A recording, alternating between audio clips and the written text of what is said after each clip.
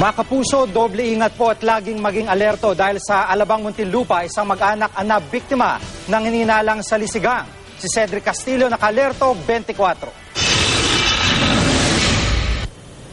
Sabado de Gloria nang mag-check out sa hotel na ito sa Alabang Sinoy. Hindi niya tunay na pangalan, kasama ang kanyang asawa at mga anak. Gamit ang valet parking services ng hotel, ipinarada ng isang staff ang sasakyan ng pamilya sa harap ng hotel lobby mag-aalas 4 ng hapon. Kaharap na ni Noy ang manibela nang lumapit sa kanilang sasakyan ang isang hindi pa nakikilalang lalaki. Nakaupo ako sa loob, then may kumatok dito, malakas. Tapos lumakad siya dito. He was pointing something dito. So pagbaba ko, nakita ko may nakakalat na coins, tapos may susi sa likod ng car. So kinuha ko. Pagpasok ko, wala na yung bag ng wife ko. Excluding the bag, siguro yung camera alone would cost more than 100,000.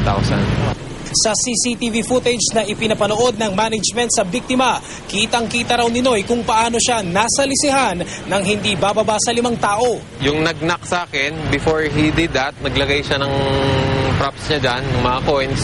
Yung kasama niyang girl, may hawak na umbrella, tinatakpan niya naman yung security guard. Tapos may 2 guy na pumasok dun sa harap, kinuha nga yung bag, tapos nagtakbuhan.